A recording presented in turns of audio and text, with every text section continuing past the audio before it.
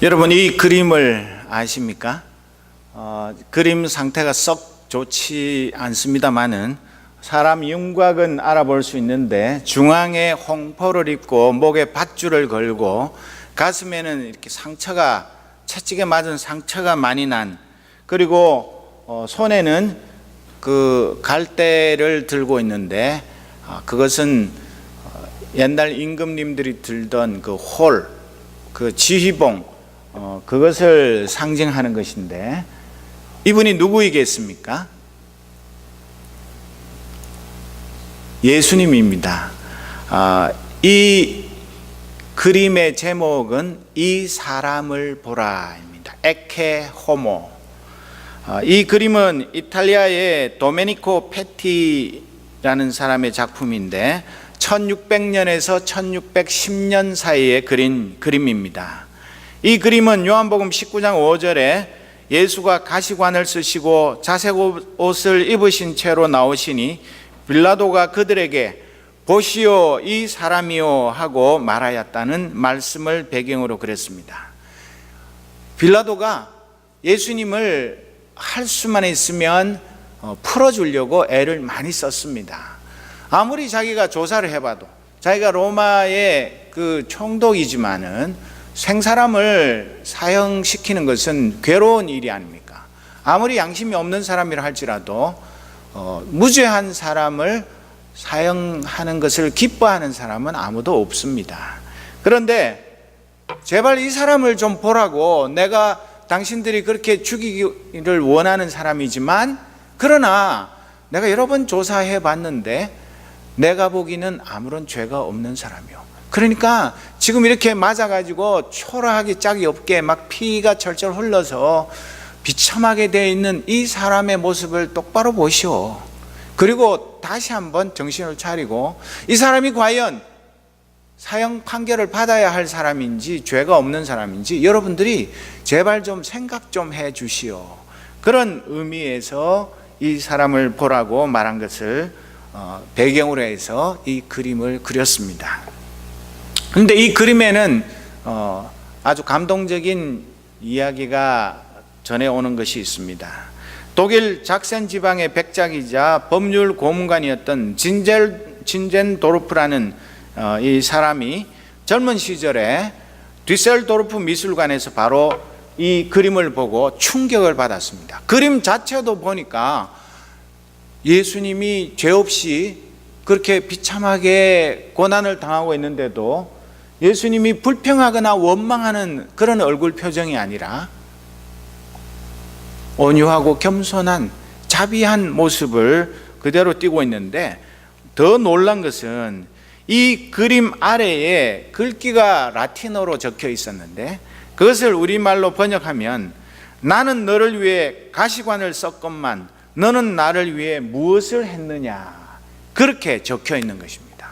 우리가 성경도 읽고 찬송도 부르고 내 너를 위하여 몸 버려 피 흘려, 그 찬송도 있는데 그걸 뭐 한두 번 부른 거 아니겠지만, 이 진젠도르프라는 백작이요 법률 고문관이요 잘 나가는 그런 출세하고 성공한 크리스찬이 이 예수님의 그림을 보면서 이 사람을 보라, 그리고 그 밑에 쓰여 있는 글귀를 보고 난 다음에 너무나 충격을 받아가지고 그 자리에 그냥 털썩 무릎을 꿇고 말았습니다. 저는 주님을 사랑한다고 했지만 당신을 위해 한 것이라고는 아무것도 없습니다. 이제부터는 오직 당신이 이끄시는 대로 무엇이든 다 행하겠습니다. 그렇게 결심하고 자기의 그 모든 관직과 명예 이런 걸 다 내려놓고 오직 열정과 청빙과 헌신으로 독일 경건주의와 모라비안 선교사에게 가장 아름답고 순수한 족적을 남겼습니다.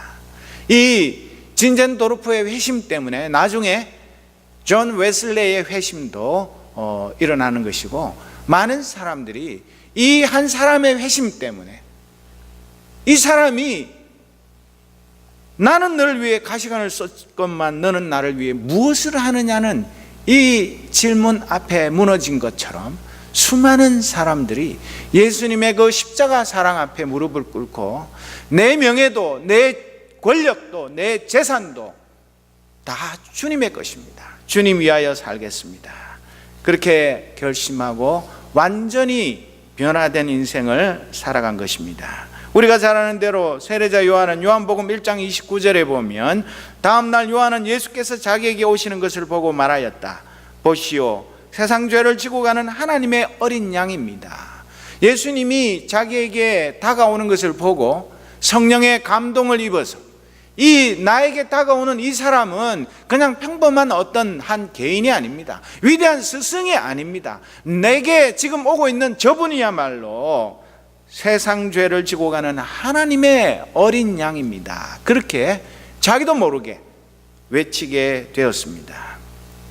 오늘 읽은 본문 7절 말씀과 일맥상통하는 말씀이 아닐까요? 여러분, 크리스마스 시즌이 오면 요즘은 좀 조용하고 여기는 촌이라서 그렇습니다만은 뭐 뉴욕이나 LA나 대도시에 가면 그 장사꾼들이 이 크리스마스 시즌을 놓칠 리가 없죠. 벌써 11월부터 크리스마스 분위기를 띄우고 뭐 온갖 장식에다가 예수님보다는 산타가 훨씬 더 크게 부각되고 어떻게 하든지 간에 물건 하나라도 더 팔아먹으려고 수단과 방법을 가리지 않는 그런 상황 속에서 자칫 잘못하면 우리 크리스찬들조차도 도대체 이 크리스마스가 뭐 하는 날인지, 무엇 때문에 예수님이 이 땅에 오셨는지, 예수님이 어떤 분이신지 그런 것은 관심이 없고, 속된 말로 연불에는 관심이 없고 잿밥에만 관심이 있어가지고 이번 크리스마스 시즌에 어디 가서 즐겁게 파티를 할까,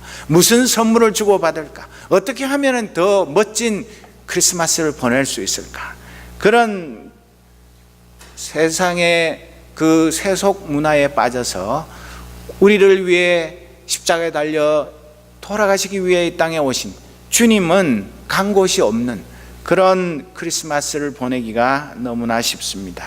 그러나 우리는 우리의 시선을 오직 이 세상 죄를 지고 가는 하나님의 어린 양에게 고정시키고, 그분이 2000년 전에 왜 오셨으며 지금 무엇하고 계시며 앞으로 그분이 다시 오실 때 우리가 어떻게 맞이해야 할 것인가, 거기에 우리의 관심을 집중하는 그런 크리스마스가 되기를 원합니다.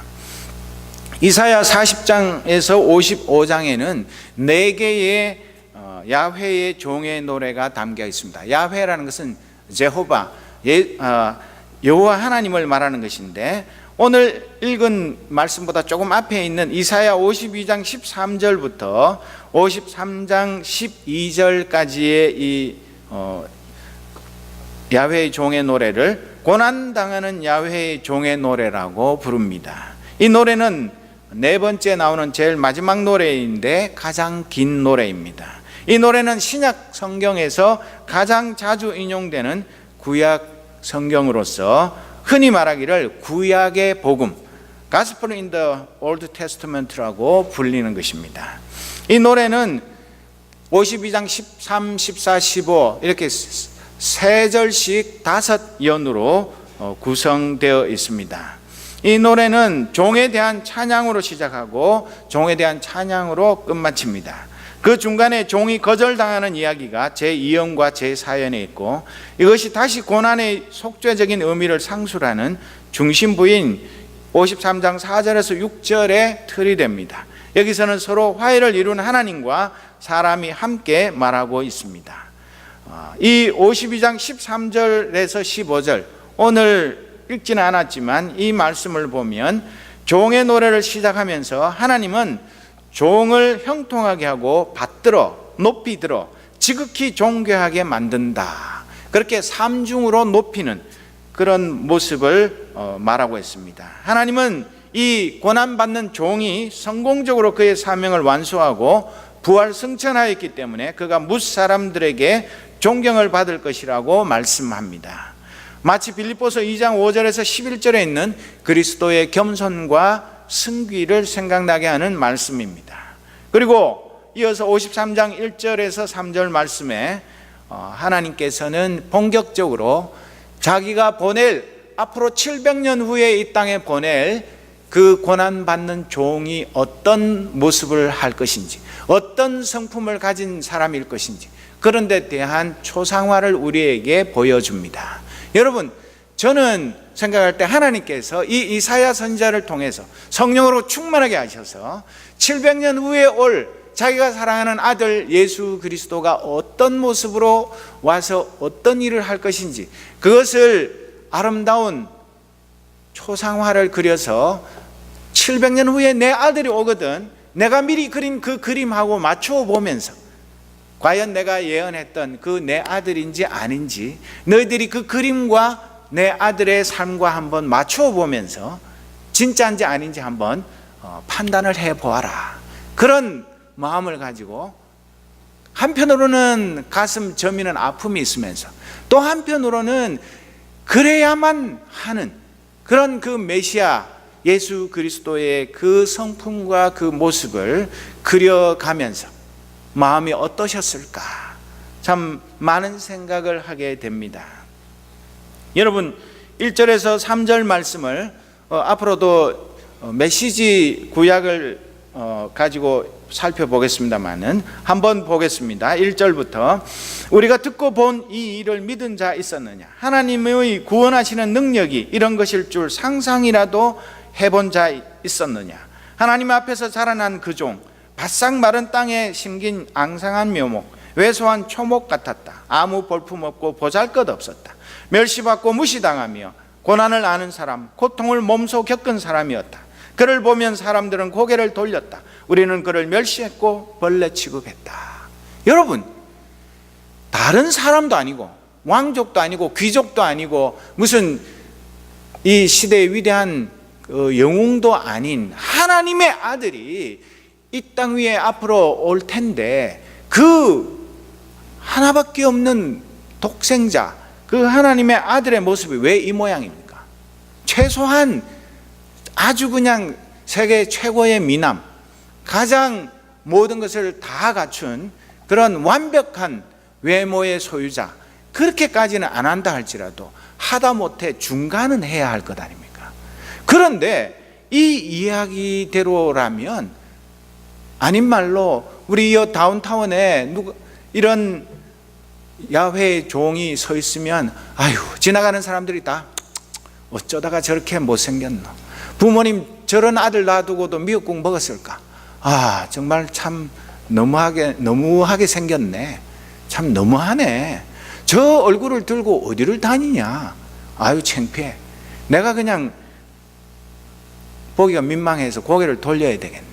그럴 정도의 외모의 소유자로 이 땅에 오겠다고 말하고 있는 것입니다. 오죽하면 그를 보면 사람들은 고개를 다 자기도 모르게 돌려, 일부러 돌리는 게 아니라 보기가 민망해서 돌려.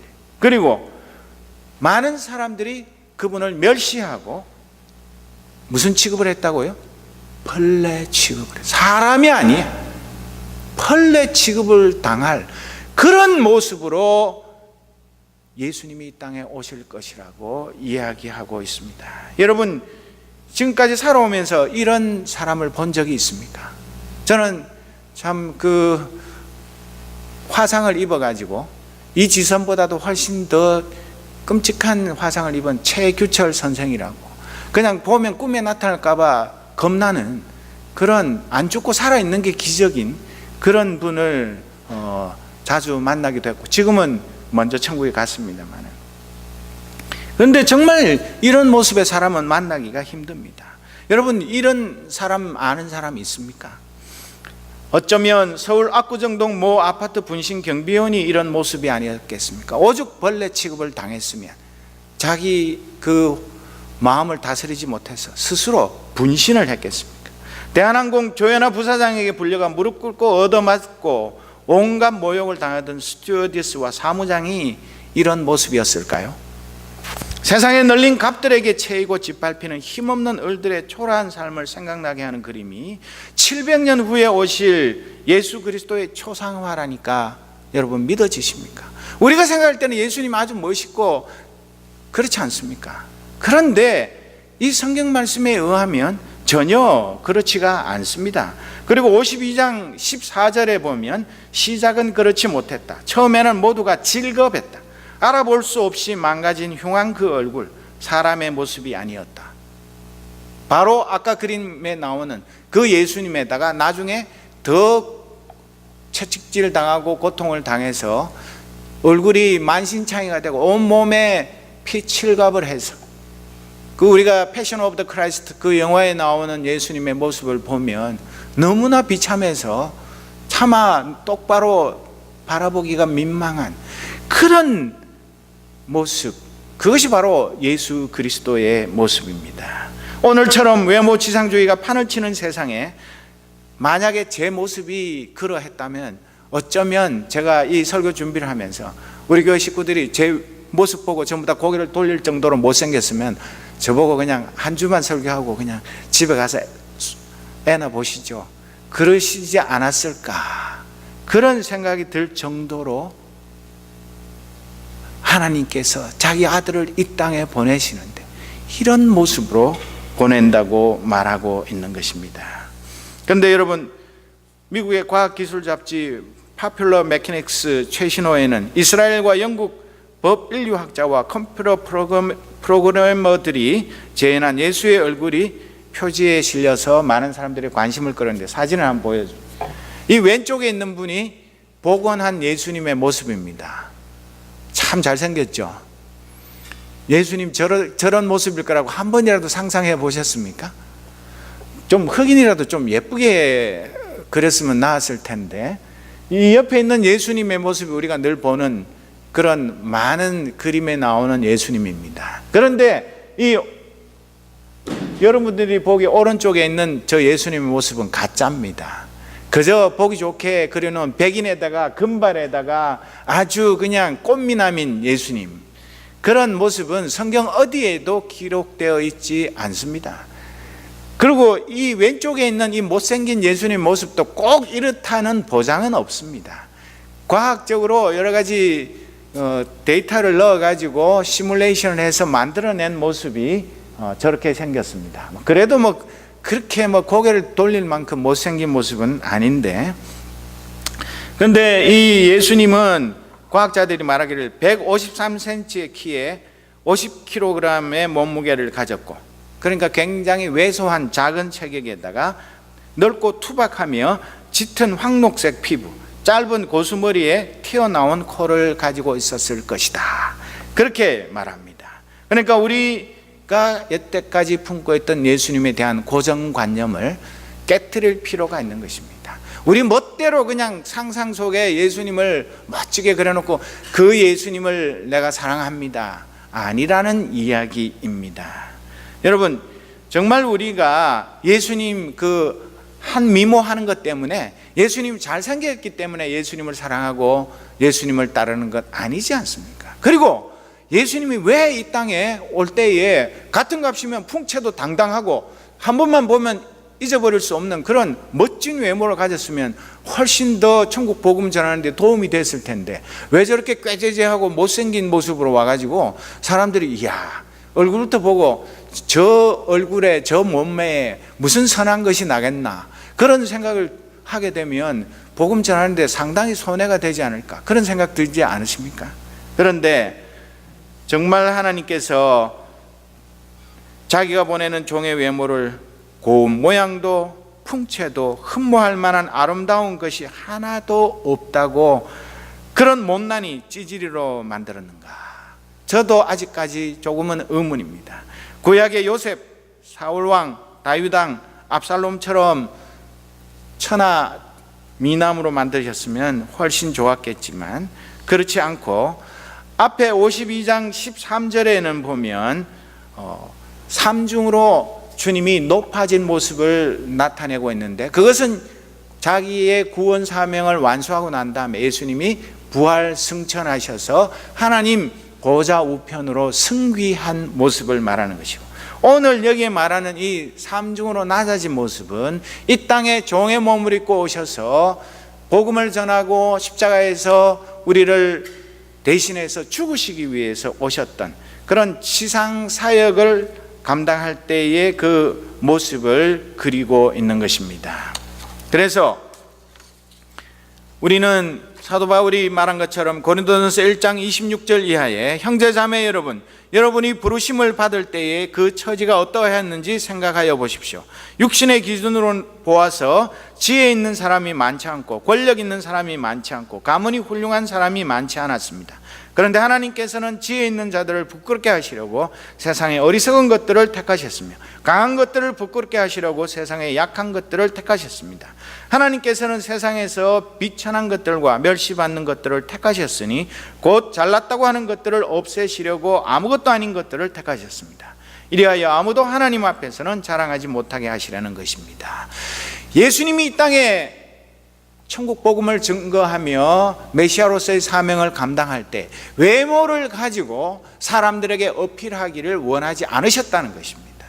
내 어떤 인간적인 그런 외형을 가지고 하나님의 아들이니까 당연히 이 정도 생겼고 이 정도 능력이 있고 이 정도 너희들보다 더 뛰어나다는 그런 이니셔티브를 취할 수 있었지만 그것을 스스로 거절하시고 가장 낮고 천한 모습, 아무도 알아주지 않고 보아주지 않고 높여주지 않는 그런 모습으로 오셔서 순수하게 하나님의 사랑, 하나님의 진리, 하나님의 이 구원의 복음 이것만 가지고 수많은 사람들의 가슴을 두드리시며 구원의 세계로 초대하셨다는 것을 말하고 있습니다.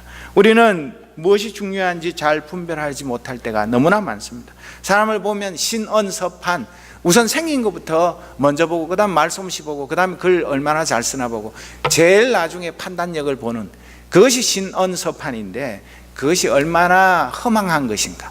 인물 잘생긴 사람 치고 그 인물값 안 하는 사람이 별로 없다는 이야기가 빈말이 아니듯이 그 후대만 멀쩡해가지고 거기에 속아서 사람들이 얼마나 많은 실패를 하고 있습니까? 그러나 우리 주님은 그런 것 원치 않으셨습니다. 하나님은 사람의 외모가 아니라 중심을 보십니다. 속 사람을 보십니다. 우리 예수님이 이 세상에 계실 때 한 외모 하셨으면 복음 전도에 도움이 되기보다는 많은 문제들이 생겨서 오히려 큰 마이너스가 되었을 것이라고 생각합니다. 하지만 이 이사야 예언자는 그를 순과 뿌리로 묘사하면서 이사야 11장 1절에 보면 이새의 줄기에서 한 싹이 나며 그 뿌리에서 한 가지가 자라서 열매를 맺는다와 같이 다윗의 후손이나 메시아와 같이 존귀한 자라고 표현을 합니다. 하지만 야훼의 종, 이 메시아는 다른 사람들에게도 우리에게도 버림을 받은, 유대인과 이방인 모두에게 버림을 받는 그런 비참한 사람으로 이 땅에 오셨습니다. 4절 이하의 말씀 보십시오. 그러나 그는 질고를 짊어지고 가는 사람이었다. 우리의 고통, 우리의 추함, 우리의 모든 잘못을, 우리는 그가 제 잘못 때문에 저렇게 되었다고, 자기 잘못 때문에 하나님께 벌을 받는 것이라고 생각했다. 그러나 실은 우리의 죄 때문이었다.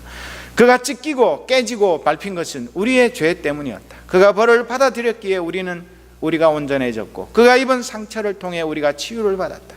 우리는 길 잃고 방황하는 양들같이 다 멋대로 제 갈 길로 갔지만 하나님은 우리의 모든 죄, 모든 잘못을 그에게 지우셨다. 그에게 그렇게 말하고 있습니다. 여러분, 그 예수님은 이 땅에 오실 때에 높임을 받기 위해서, 존경을 받기 위해서, 부귀영화를 누리기 위해서, 하나님의 아들로서 군림하기 위해서 이 땅에 오신 것이 아닙니다. 그분이 친히 말씀하지 않으셨습니까?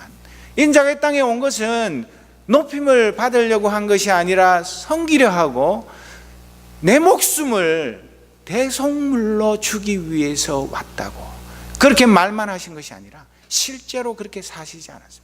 여러분, 우리 아무리 그렇지만 연진이 태어날 때, 우리 자녀들 태어날 때 다 마찬가지지만 우리 아이가 태어나가지고 평생 살다가 남을 위해서 죽도록 고생하다가 남 대신에 죽기 위해서 이 땅에 태어났다, 그런 자식 가진 분이 있습니까? 없잖아요. 그런데 왜 예수님은 아무 죄도 없는 분이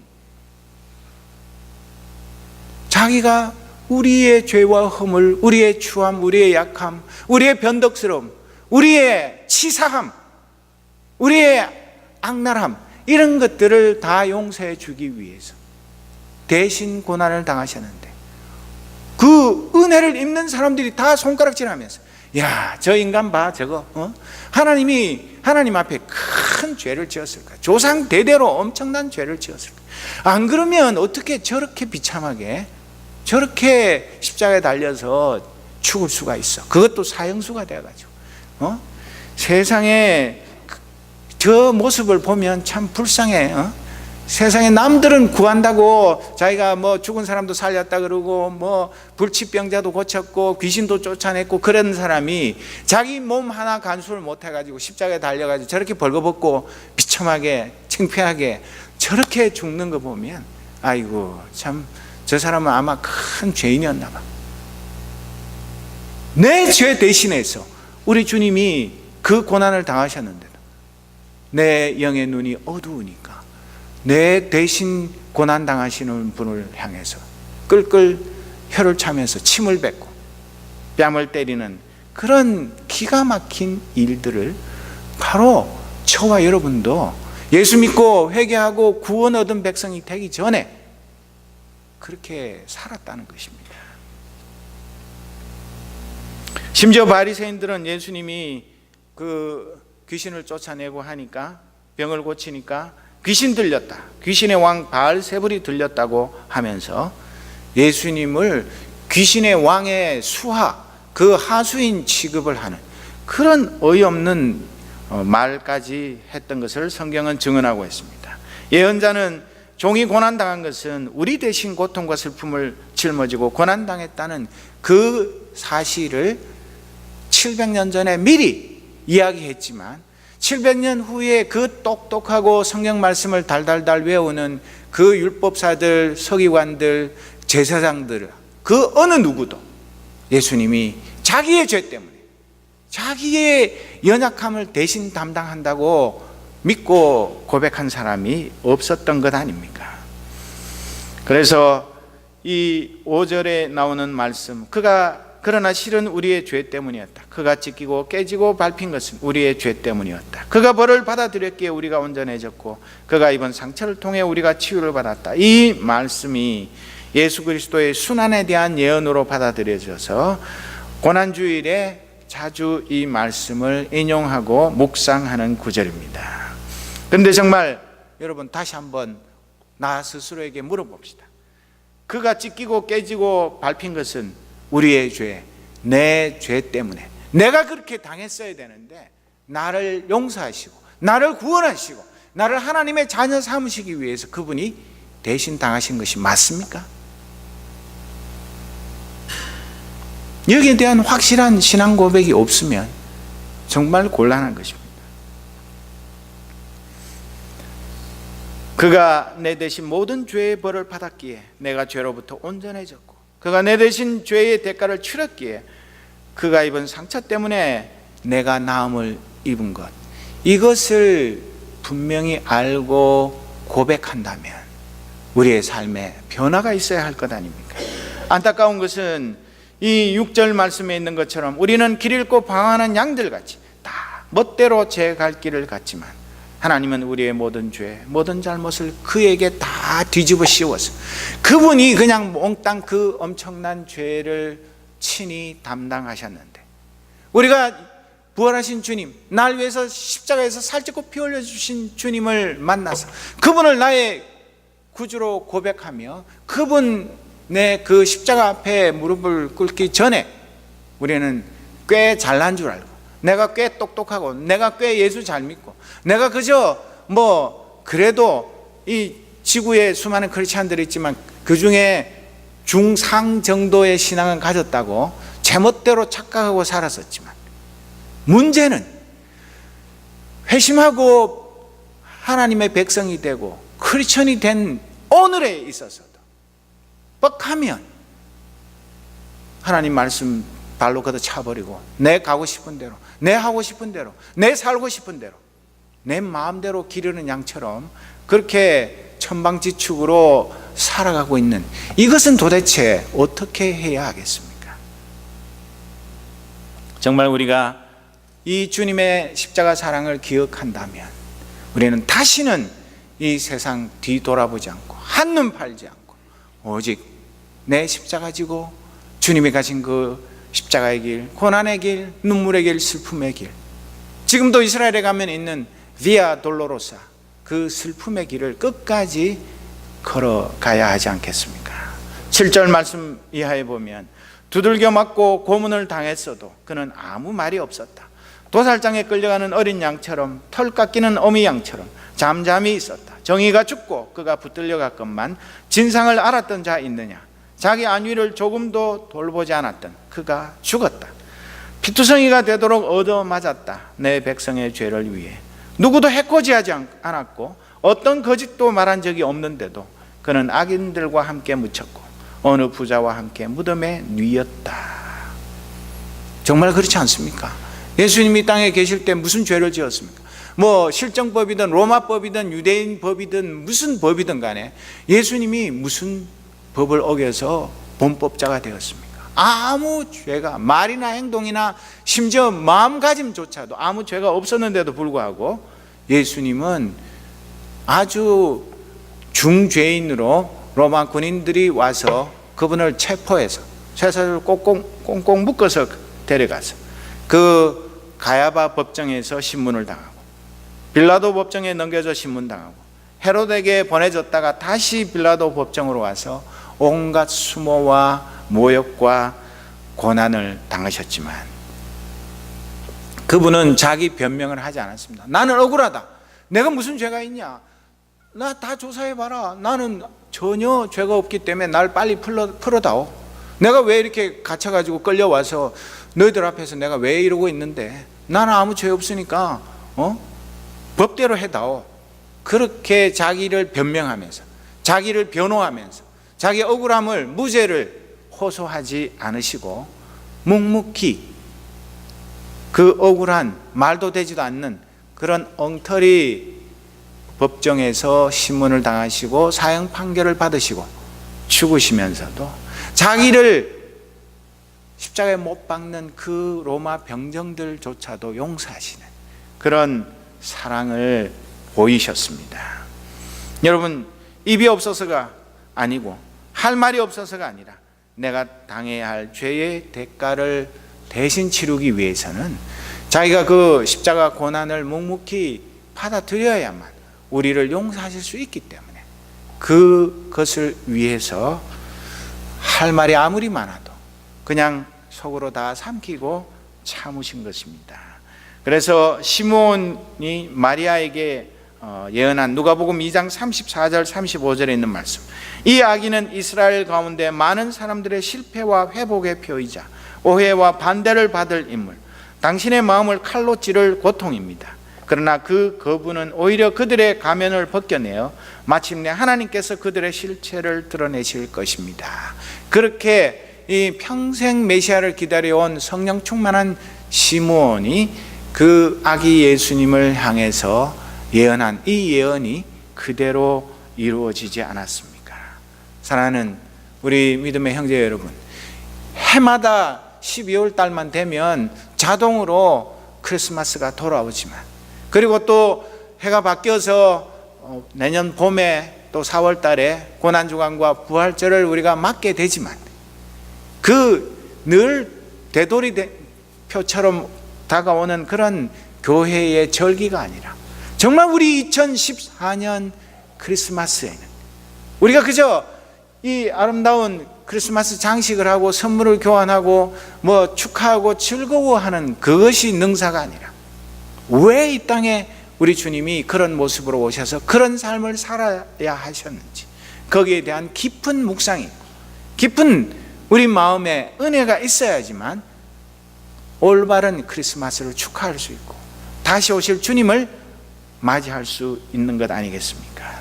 10절 이하에 보면 그러나 그를 그렇게 고통으로 짓누른 것은 하나님께서 뜻하신 바였다. 그로 하여금 자신을 속죄 제물로 내어주어 거기서 나오는 생명, 그 끝없는 생명을 누리게 하시려는 계획이었다. 하나님의 계획은 그를 통해 온전하게 이루어지리라. 그 극심한 영혼의 상고 끝에 그는 자신이 해낸 값진 일을 보며 기뻐하게 되리라. 나의 이 의로운 종이 겪은 일을 통해 의로운 이들이 많이 생겨나게 되리라. 그가 그들의 죄짐을 대신 짊어지기 때문이다. 그러므로 내가 그에게 넘치는 상을 베풀리라. 최고의 것, 최고의 영예를 주리라.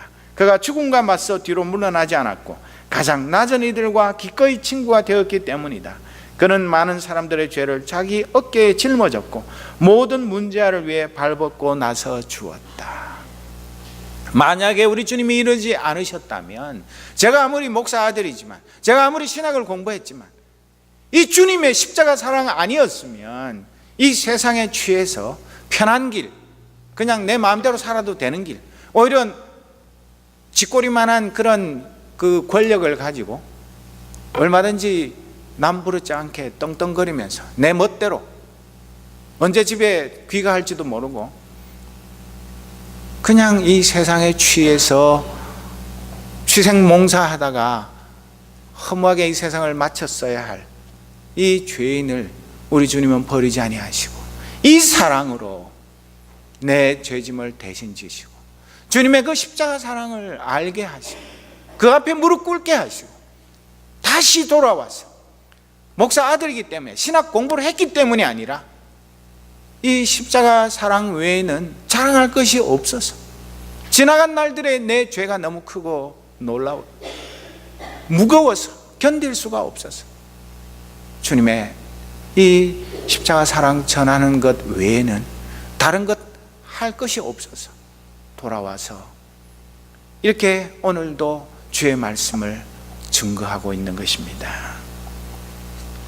과연 이 예언대로 예수님이 이 땅에 오셔서 정말 볼품없는 그런 가난하고 찢어지게 가난한 집에서 태어나서 아무것도 물려받을 것도 물려줄 것도 없는 그런 가난한 일생을 사시면서 사람들로부터 멸시와 천대를 당하시고 저 갈릴리 나사렛 촌놈, 저 가방끈도 아예 없고 아무것도 자랑할 것도 없고 무슨 가문이 좋은 것도 아니고 무슨 공부를 제대로 한 것도 아니고 이 세상 사람들이 볼 때는 참 한심한 그런 낮고 천한 모습으로 사시다가 천국 복음을 전하면서 그 무식하기 짝이 없는 어부들, 그 말썽쟁이들 그 12명 데려다가 천국 복음 전하는 그 교회의 초석을 삼기 위해서 3년 반 동안 죽을 고생을 하면서 성경에는 다 기록되어 있지 않지만 그 사랑의 주님이 선생님으로서 그 천방지축인 그 말썽쟁이 제자 12명 훈련하면서 얼마나 많이 속이 썩었겠습니까? 그런 걸 생각하면 저는 너무나 행복한 목사입니다. 정말 우리 주님은 이 고난을 당하셨기 때문에 십자가에서 마침내 다 이루었다, 그렇게 고백하며 기뻐하며 영광의 하나님의 품에 안길 수 있었던 것입니다. 그래서 그랬기 때문에 그 허망한 실패로 끝난 것 같고 가장 이 세상에서 비참한 죽음으로 모든 것이 다 물거품이 된 것 같이 보였지만 사흘 후에 예수 부활의 그 놀라운 소식이 증거되기 시작해가지고 오늘에 이르기까지 이 예수님의 십자가 사랑에 감동한 수많은 예수님의 제자들, 하나님의 거듭난 자녀들로 인해서 이 땅 위에 하나님의 교회가 세워지고 하나님의 나라가 이 땅 위에 임하게 되는 이 놀라운 엄청난 역사를 이루기 위해서 자신의 전부를 다 버리신 그 주님을 우리가 2000년 전에 그 들판에서 양치던 목자들처럼 달려가서 그 갓 태어난 말구에 누워있는 아기 예수님을 만날 수는 없어도 오늘 이 땅 위에 가난하고 소외되고 버림받고 병들고 이 세상 살 낙이 없는 그런 불쌍한 이웃들의 모습 속에서 그 가운데 살아계시는 우리 주님의 모습을 발견하면서 그곳에서 주님을 만나야 하지 않겠습니까? 우리는 예수님보다 훨씬 부유합니다. 우리는 예수님보다 잘생겼습니다. 우리는 예수님보다 많이 배웠습니다. 우리는 예수님보다 훨씬 더 많은 좋은 것들을 가졌습니다. 그래서 우리의 머릿속에는 늘 더 좋은 거, 더 멋있는 거, 더 신나는 거, 그런 것들 생각에 가득해서 위시리스트에 보면 다음에 뭘 바꾸고 다음에 뭘 사고 다음에 뭘 하고 내 육신의 즐거움을 위해서 수많은 계획들을 세우며 살아갑니다. 그런데 정말 날 사랑하시고 날 위해 십자가에 달려 죽으시고 지금도 살아계셔서 날 위해서 중보 기도를 쉬지 않는 주님을 위해서 내가 바치기 위한 주님을 향한 나의 선물의 목록에는 과연 무엇이 적혀 있습니까?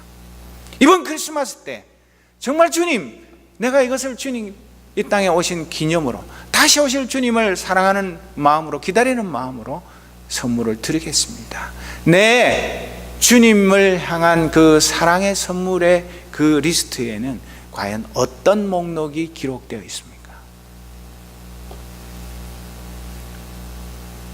제가 잠깐 어릴 때 살았던 경북 안동군 일직면 운산리, 거기에 일직교회라는 교회가 있는데 그 교회에 평생 종지기로 살았던 권정생 선생이라는 정말 제가 좋아하는 동화 작가가 있었습니다. 우리 아들도 어릴 때 우리 딸도 그 동화책을 다 읽으면서 컸는데 하느님이 우리 옆집에 살고 있네요 라는 동화책이 있습니다. 나중에 혹시 기회 되시면 어른들이 읽어도 너무나 감동적인 그런 동화입니다.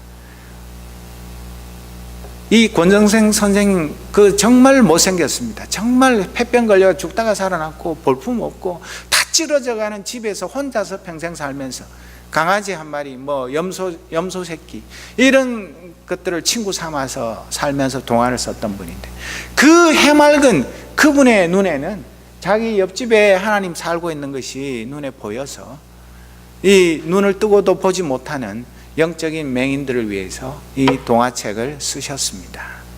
정말 오늘 우리도 마태복음 11장 25절에 있는 말씀처럼 그때 예수께서 이렇게 말씀하셨다. 하늘과 땅의 주님이신 아버지, 이 일을 지혜 있고 똑똑한 사람들에게는 감추시고 어린아이들에게는 드러내어 주셨으니 감사합니다. 그렇습니다. 아버지, 이것이 아버지의 은혜로운 뜻입니다. 예수님이 누구신지, 그분이 하나님의 보내신 고난받는 종이신지 그것을 알아보기 위해서는 우리도 이런 영의 눈이 뜨여야만 알 수 있다는 것입니다.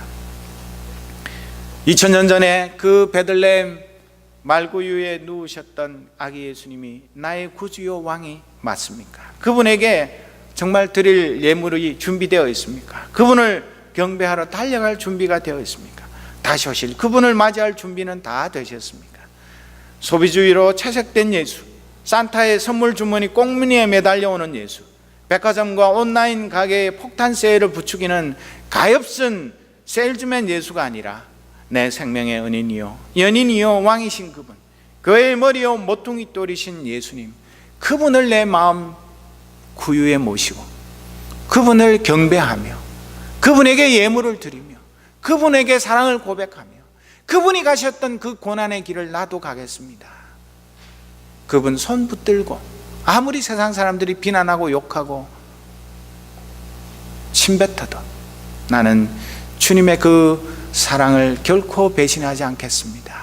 이 믿음 가지고 우리 주님 다시 오시는 그날까지 끝까지 우리의 길을 걸어갈 때에 우리 주님께서 아들아 딸아 내가 너를 사랑하노라, 내가 너를 오래 기다렸노라, 우리를 영접하시며 우리의 머리에 생명의 멸관을 씌워주시고 그날을 소망하면서 우리가 이 2014년 크리스마스 시즌을 경건하게 진실하게 다시 말씀으로 돌아가서 그 700년 전에 예언했던 그 모습 그대로 이 땅에 오셔서 그 모든 하나님 아버지의 뜻을 완수하고 지금 하늘 보좌 우편에 앉아 계신 그 주님을 바라보면서 우리의 삶을 온전히 드리는 그런 하나님의 백성들로 살 때 우리의 삶이, 우리의 신앙이 그것이 하나님께 드리는, 예수님께 드리는 최고의 선물인 것을 기억하면서 이번 2014년 성탄을 맞으시는 저와 여러분이 되시기를 주님의 이름으로 축원합니다. 기도하겠습니다. 아버지 하나님,